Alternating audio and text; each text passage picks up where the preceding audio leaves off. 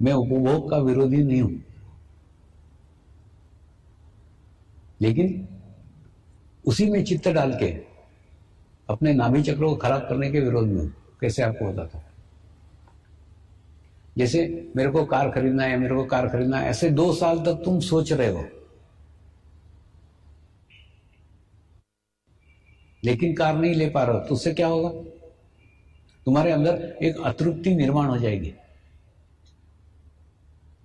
और 2 साल में अतृप्ति निर्माण होने के बाद में अतृप्ति का स्वभाव बन जाएगा। 2 साल बाद तुम मारुति कार खरीद भी लोगे तो भी तुमको लगेगा नहीं, ये तो छोटी है, फिर और बड़ी होना चाहिए। बड़ी भी लोगे, और बड़ी होना चाहिए, और बड़ी होना चाहिए।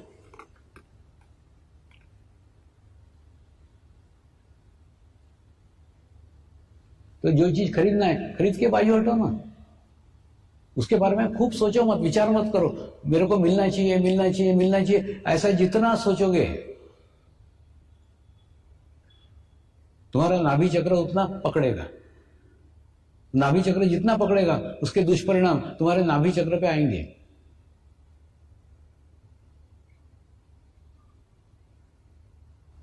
नाभि चक्र का संबंध पति पत्नी के रिलेशंस के साथ भी है। कई पत्नियां मेरे को अपने पति की कंप्लेंट करते रहती है, पति ऐसा है, पति वैसा है। मैं उन पत्नियों को बोलता हूं, तू उसको छोड़ दे, तू तेरा ध्यान कर, तू तेरा ध्यान करेगी, वो ऑटोमेटिकली सुधर जाएगा। या कई लोग पत्नियों की शिकायत करते हैं, उनको बोलता हूं तू उधर चित्त मत डाले, उसको सुधारने में तेरे बिगड़ने के चांसेस है। तुम अपने पार्टनर को सुधारने का कोशिश ही मत करो, कोशिश करोगे तो तुम भी बिगड़ जाओगे। सबसे आसान तरीका है, तुम ध्यान करो, मेडिटेशन करो। पति पत्नी का संबंध यूट्यूब तरीका है। साइंस के लैब में यूट्यूब रहती कि नहीं? उसके अंदर अगर 100 ग्राम पानी डालो तो 50 ग्राम पानी दूसरे ट्यूब में चला जाता है। तो उसी प्रकार से पति पत्नी का संबंध यूट्यूब जैसा है। एक का स्थिति हो गया तो दूसरे का स्थिति ऑटोमेटिकली हो जाएगा। तुम उसको सुधारने की कोशिश मत करो, अपने को सुधार लो, दूसरा सुधर जाएगा। कैसे? मैं आपको 2 उदाहरणों से समझाता हूं।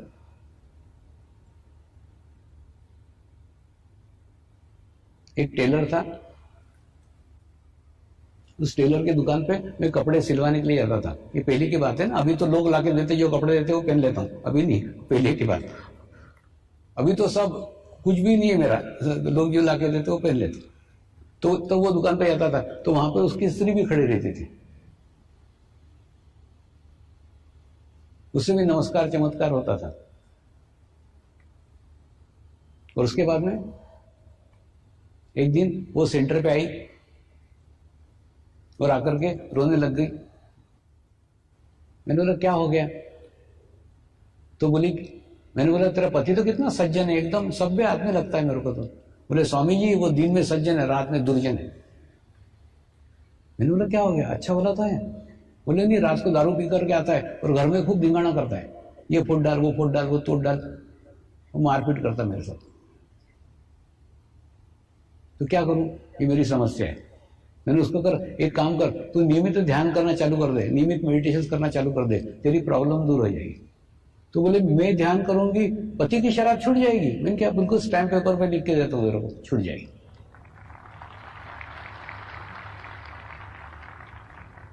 तो रेगुलरली सेंटर पे आने लग गई, रेगुलरली ध्यान करने लग गई। 45 दिन तक ध्यान भी किया, अनुष्ठान पूर्ण किया। अनुष्ठान करने के बाद में फिर भी रो रही थी। बोला क्या हो गया? स्वामी ये वो अभी भी पूरी की पूरी बोतल पी रहा है, आधी भी नहीं हुई अभी उसकी, पूरी बोतल अभी भी शराब पीता है वो। मैं तो रेगुलर ध्यान करती हूं। मैंने उसको कहा तू ध्यान करती है लेकिन तेरा चित्त तो शराबी पति में है ना। अब तू बता, तेरे ऊपर तू इत्र की बोतलें डाल रही है और तेरी नाक तूने गंदे नाली में डाल के रखी, तो तेरे को बदबू आएगी कि खुशबू आएगी? तो बोले बदबू आएगी। मैंने बोला क्यों?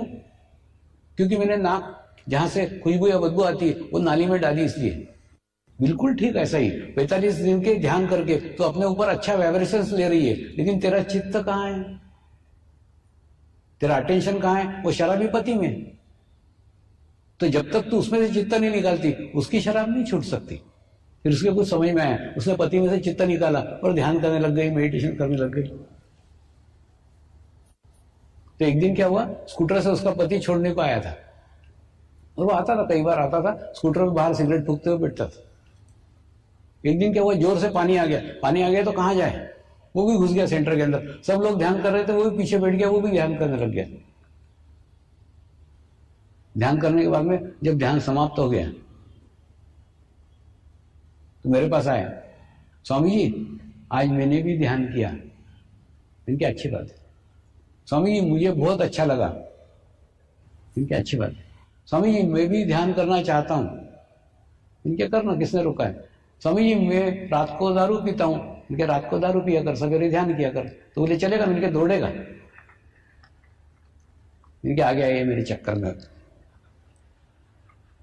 तो उसके बाद में दूसरे दिन से वो सुबह ध्यान करने आने लग गया, ध्यान करने आने लग गया। और बाद में धीरे धीरे वो शराब पीता था ना तो उल्टी हो जाती थी। एक बार हो गई, 2 बार हो गई, 3 बार हो गई। और कभी शराब पीने बैठता था तो ग्लास के अंदर स्वामी जी नजर आते थे। दुकान देखता, दुकान बंद मिलती थी। ऐसे उसके अलग अलग कारण से उसकी शराब छूट गई। वो बोला शायद मेरे को आजकल हजम नहीं होती, पीता हूं तो उल्टी हो जाती है। क्या होता है मालूम है? जब आपका नाभि चक्र विकसित हो जाता है ना, कोई भी विजातीय तत्व जो शरीर के लिए उचित नहीं है, तुम लोगे तो वो बाहर फेंक देगा, आपको उल्टी करा देगा। तो उसका नाभि चक्र जैसे विकसित हो गया, उसने वो ये कर दिया, उसकी शराब पूर्णतः छूट गई। माने पत्नी ने ध्यान किया तो पति की शराब छूट गई। पत्नी ने पति को सुधारने का कोशिश नहीं किया, खुद अपनी स्थिति अच्छी की तो उसकी स्थिति ऑटोमेटिकली बदल गई। उसको बदलने की आवश्यकता ही नहीं है। बदमाश पति होते ऐसे नहीं, बदमाश पत्नियां भी होती हैं। एक चीफ इंजीनियर मुझे मिलने को आते थे और वो आकर के अपनी शिकायत करते थे, स्वामी जी मेरे पत्नी के जासूस लगे हुए मेरे ऑफिस में। मैंने बोला क्यों?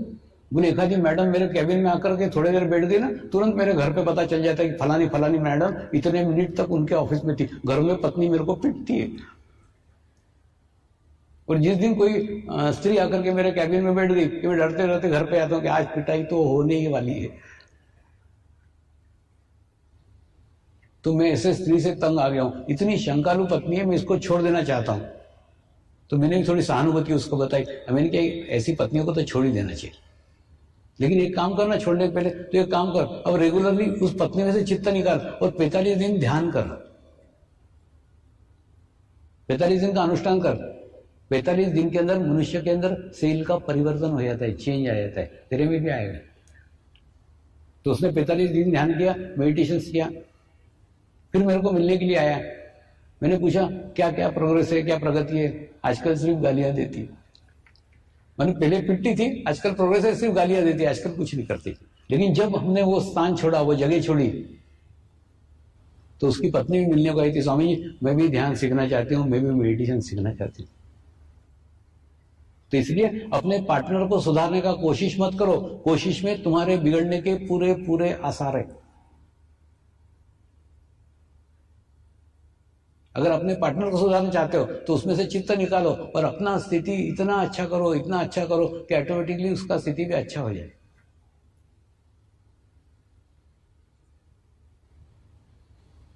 ये नाभि चक्र पे से याद आया, कई बार ना मैं मेरे गुरुओं से झगड़े करता हूं, खूब लड़ता हूं। एक दिन ऐसे ही खूब झगड़ा किया मैंने मेरे गुरुदेव को बोला, तुमने जो ज्ञान, तुमने जो नॉलेज मुझे दिया है, उसमें एक शब्द का हेर फेर न करते हुए वैसा का वैसा मैं समाज को दे रहा हूं। दे रहा हूं कि नहीं दे रहा हूं? बोले हाँ दे रहे। फिर जो प्रगति मेरी हो रही है वो मेरे साधकों की क्यों नहीं होती? या तो मैं बराबर नहीं दे रहा हूं तो वो मुझे बताओ कि मेरी गलती हो रही है, और अगर मैं बराबर दे रहा हूं, मेरी गलती नहीं है, तो फिर वो बताओ कि मेरे साधकों की प्रगति क्यों नहीं हो रही है? मेरे साधकों की वैसी प्रगति चाहिए जैसी मेरी हुई है।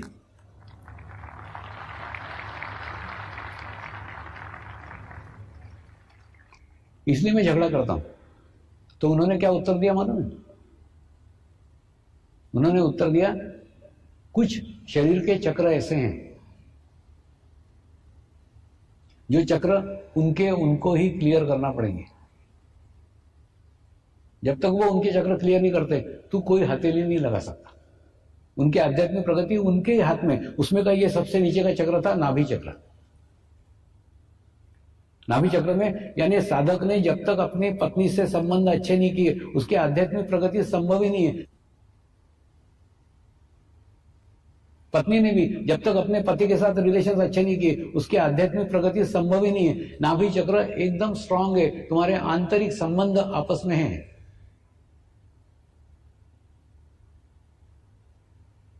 तुम्हारी आध्यात्मिक प्रगति उसके ऊपर डिपेंड है, तुम्हारा पत्नी के साथ कैसा रिलेशन है, पत्नी तुमसे खुश है कि नाराज है,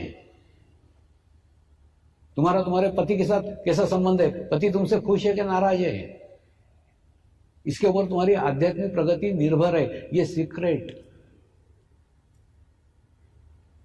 ये रहस्य गुरु ने मुझे समझाया। अब साधकों के पत्नी से रिलेशंस कैसे, वो तो तू क्या कर लेगा, वो तो उसको ठीक करना पड़ेंगे ना। साधिका के अपने पति से कैसे रिलेशन है वो तो उसको ही ठीक करना पड़ेगा ना, तू क्या कर लेगा, वो तेरा क्षेत्र ही नहीं है, तू उसमें दुखी मत हो, तू कुछ नहीं कर सकता उसमें।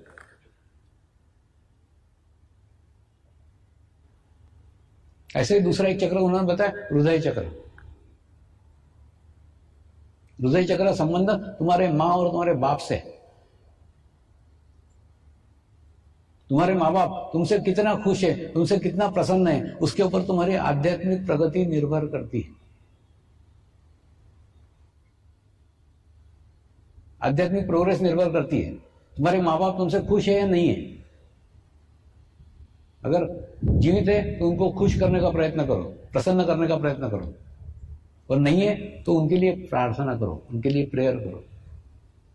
जो कुछ तुमसे गलतियां हुई तुम्हारे जीवन काल में उसके लिए क्षमा मांगो, माफी मांगो। माँ बाप परमात्मा का रूप होते हैं, वो आपके सभी गलतियों को क्षमा करने में सक्षम है।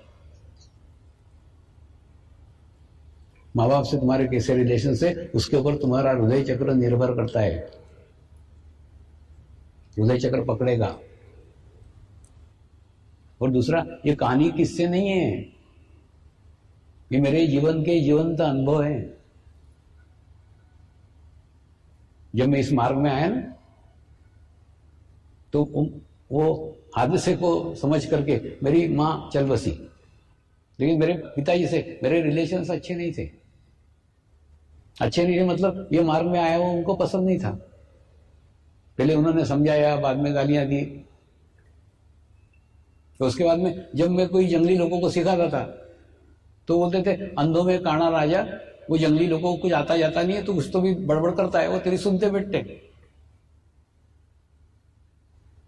उसके बाद में फिर मैं लंदन जाने लग गया, फ्रांस जाने लग गया, जर्मनी जाने लग गया। फिर धीरे धीरे ये सब देख करके उनके अंदर बदलाव आया, उनके अंदर चेंज आया। वो बोले, तेरे ही अंदर कुछ तो भी है, जो इतने सारे देश तेरे को बुलाते हैं, लेकिन मेरे समझ में वो नहीं आ रहा है, तेरे अंदर क्या है।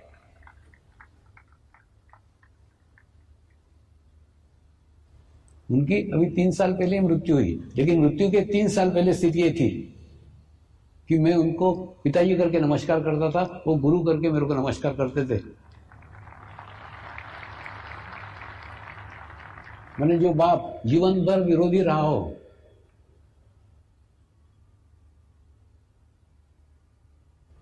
उन्होंने अंत समय में वो स्थिति प्राप्त कर ली थी, वो अवस्था प्राप्त कर ली थी। वो बोले, तूने बाप के रूप में मुझे नमस्कार किया, अब मैं गुरु के रूप में तुझे नमस्कार कर रहा हूं। मेरे को नहीं समझ में आ रहा है तू क्या है क्या नहीं, मालूम नहीं, लेकिन कुछ तो ये जो मेरे समझ से परे है, मेरे नॉलेज से परे है, लेकिन इतना समझ में आ रहा है, दुनिया ऐसे ही तुझे नहीं बुलाती, कुछ तो भी तेरे अंदर है जो अलग है, अद्वितीय है। कई बार होते ना, कई घटनाएं होती थी, जैसे आजकल के बच्चों को पतंग उड़ाना नहीं आता, तो मेरे को वो बोलते थे, अरे उनको मालूम था मैं खूब पतंगबाजी करता था पहले, तो बोले, अरे आजकल के औलादों को पतंग नहीं उड़ा के दिखा था जरा। तो मस्त मैदान में आकर के पतंग उड़ा के दिखा रहा था उनको। सब बच्चों को दिखा रहा है। लोग भी बोले क्या बुढ़ा पतंग उड़ा रहा है। और पिताजी मेरे को बोले अब ये पतंग उड़ा रहा है, ये मेरा लड़का है, या 2-2 लाख लोगों को शिविर में लोगों को प्रवचन देता है, वो मेरा लड़का है। मैंने बोला पतंग उड़ा रहा है तुम्हारा लड़का है, प्रवचन दे रहा है वो और कोई है। वो माध्यम है, किसी का लड़का ये तुम्हारा है, जो पतंग उड़ा रहा है तुम्हारा लड़का। तो कहने का मतलब जब पिताजी के अंदर चेंज आया, पिताजी के अंदर बदलाव है, तब जाके आध्यात्मिक प्रोग्रेस हुई है, आध्यात्मिक प्रगति हुई है। तो आप भी आपके माँ बाप से जब तक रिलेशंस अच्छे नहीं कर लेते, जब तक माँ बाप को खुश नहीं करते, माँ बाप को प्रसन्न नहीं करते, आपकी भी आध्यात्मिक प्रगति नहीं हो सकती। और तीसरा चक्र है विशुद्धि। विशुद्धि यश का स्थान है। तुम्हारे भाइयों से, तुम्हारे बहनों से रिलेशंस कैसे, उसके ऊपर तुम्हारी आध्यात्मिक प्रगति निर्भर है।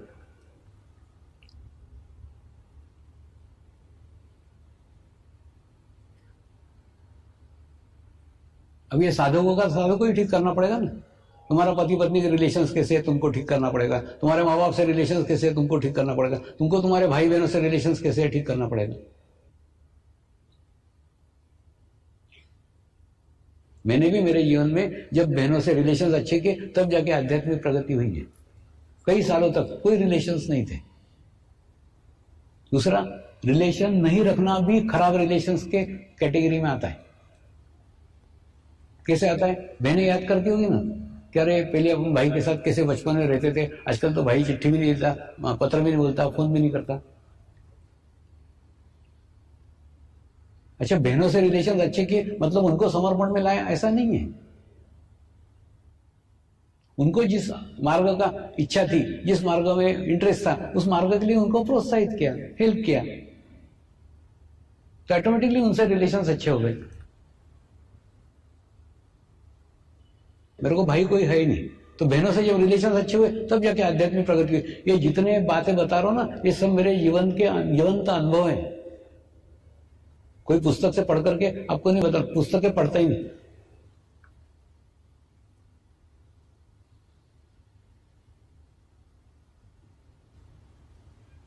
तो मेरे गुरु ने कहा, साधक ये अपने रिलेशन जब तक अच्छे नहीं कर सकते तब तक तू कुछ नहीं कर सकता। तू क्या कर सकता है उसमें?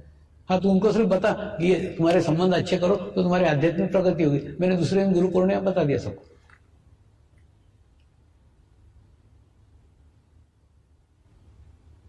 लेकिन मेरी शुद्ध इच्छा है, जैसी मेरी स्थिति है वैसी सबकी स्थिति हो।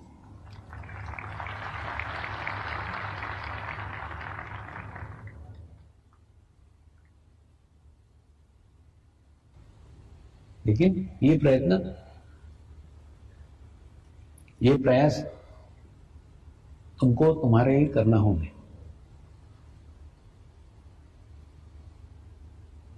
दूसरा, आध्यात्मिक प्रगति के लिए हमारे भारतीय संस्कृति में कई ऐसे माध्यम दिए गए हैं जिनके द्वारा हम हमारी आत्मिक प्रोग्रेस कर सकते हैं। लेकिन उन मार्गों से हम आज विमुख हो गए। जिस प्रकार से उनका अवलंब करना चाहिए वैसा अवलंब नहीं करते। उसमें का एक मार्ग है पूजा। अब आपके दादाजी को, नाना जी को पूछो ना, पहले के समय में पूजा घर का मुखिया करता था। घर का जो प्रमुख व्यक्ति है वो पूजा करता था। लेकिन आजकल वो प्रमुख व्यक्ति को समय ही नहीं है, टाइम ही नहीं है। वो अपने धंधे में, अपने नौकरी में लगा रहता है, उसको पूजा करने को टाइम ही नहीं रहता। तो वो क्या करता है, पत्नी पे डाल देता है। पत्नी भी आजकल नौकरियां करने वाली है, उनको भी टाइम नहीं रहता है। वो क्या करती है, अपने कॉलेज जाने वाली लड़की के ऊपर डाल देती है, तू कर। कॉलेज जाने वाली लड़की को भी टाइम नहीं रहता, उसको बहुत दूर कॉलेज रहता है, वो अपने और छोटे जो 10वीं में भाई है उसके ऊपर डाल देती है कि तू पूजा कर। 10वीं वाला भाई उसका अभ्यास रहता है तो वो और छोटे अपने 5वीं वाले भाई के ऊपर डाल देता है कि तू पूजा कर। वास्तव में पूजा मन की एकाग्रता करने का माध्यम है। क्रमबद्ध तरीके से, लयबद्ध तरीके से पहले रेशमी वस्त्र पहनना और मन में भाव लाना कि मैं ये परमात्मा के लिए कर रहा हूं। फिर चंदन घिसना, और चंदन घिसते समय भी ये पूर्ण भाव रखना, ये मैं परमात्मा के लिए कर रहा हूं। फिर एक एक भगवान की मूर्ति को नीचे लाना, उसको पानी से नहलाना, दूध से नहलाना, फिर पानी से